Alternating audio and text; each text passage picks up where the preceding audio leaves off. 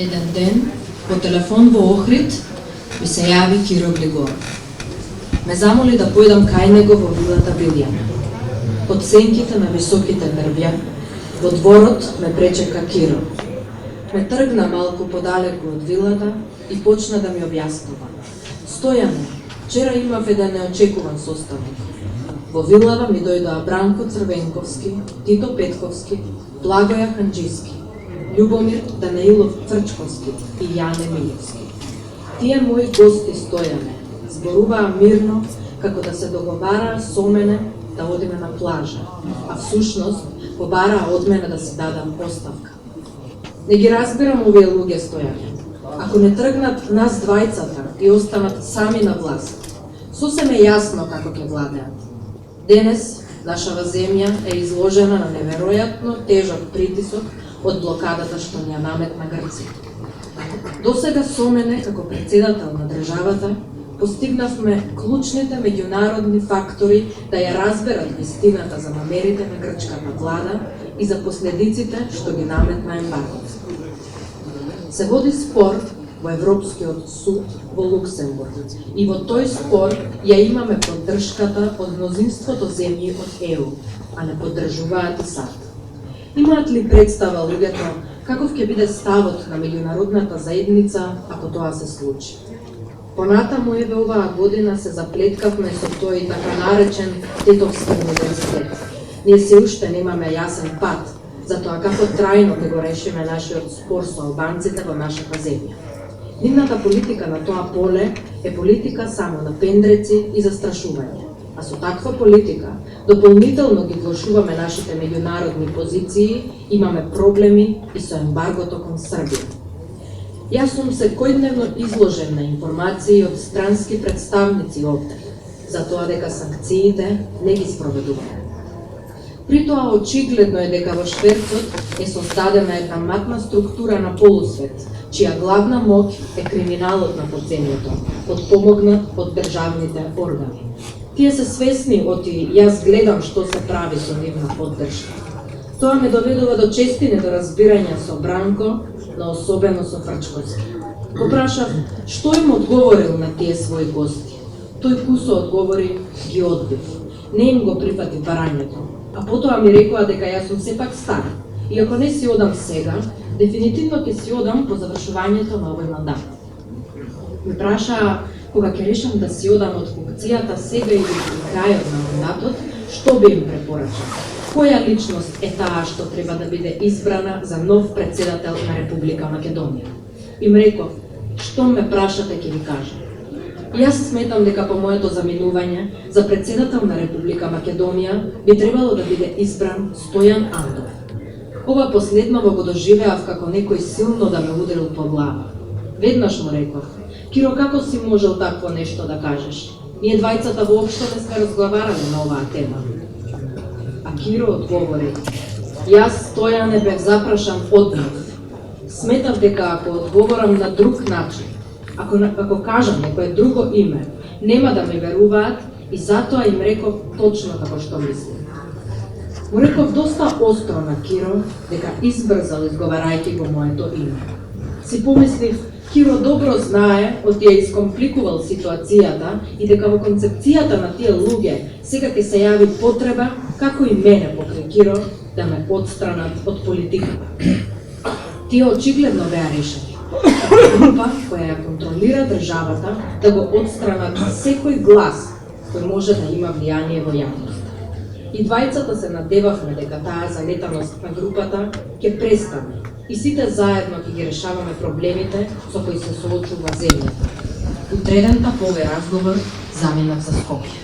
Пред 10 часот, неочекувано во мојата канцеларија влегува шефот на кабинетот на председателот на Републиката, Живко Кондев, и политичкиот советник Снежана Османли. Снежана плачеше. Пред да ги прашам што е работата, тие во еден глас ми рекоа: атентат е извршен врз председателот на Републиката. Пред неполни 10 минути кај хотелот Бристол. Ме известија дека е однесен во најблиската градска болница. Им реков веднаш да појдеме. Појдовме, а со нас дојде шефот на моето лично обезбедување. Тој се распраша дали влезовите на болницата се под контрола. Еден од лекарите ме одведе до салата каде што на количка легнат беше председателот на Републиката. Беше комплетно неподвижен. Му реков дека сум јас и дека ситуацијата ќе биде под контрола. На лекарите им реков веднаш да ја известат сопругата на Глигоров, Нада Глигорова. Лекарите му убедија дека ќе го пренесат во клиничкиот центар, каде што ќе му биде извршена интервенција. Појдов во кабинетот кај мене и го побарав Бранко Црвенковски. Го замолив да дојде кај мене. Му реков, ако може да ги повика и оние членови од владата за кои мисли дека треба да дојдат. За 20 минути дојде Бранко Црвенковски, министерот за здравство Илија Филипче, министерот за правда Владо Поповски и уште двајца. Се договоривме министерот за здравство да се погрижи за максимално, стручно и одговорно лекување на председателот на Републиката. А да види исто така дали е потребна некоја помош од странство.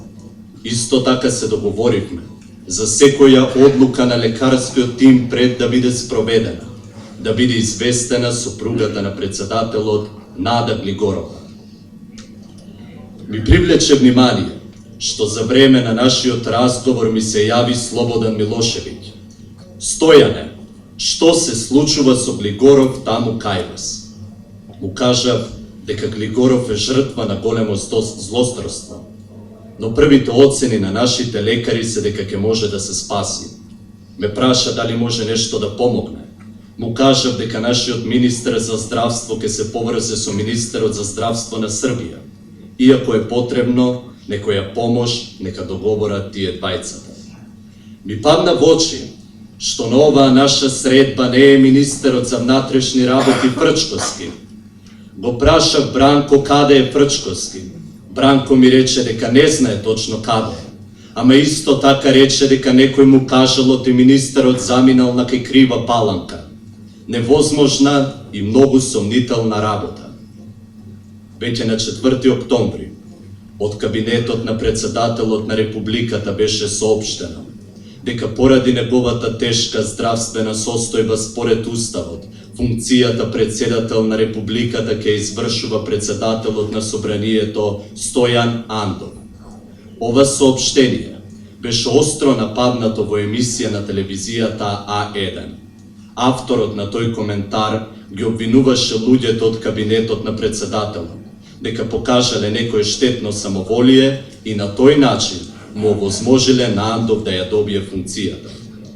Во таа врева ми се наметна мислењето дека кај нас има група луѓе на многу важни места во општеството, кои свесно се обидуваат да внесат забуна кај граѓаните, обвинувајќи ги луѓето од кабинетот на председателот дека тие без основа си зеле право да решаваат кој ќе врши функцијата председател на Републиката, додека Глигоров е на лекување.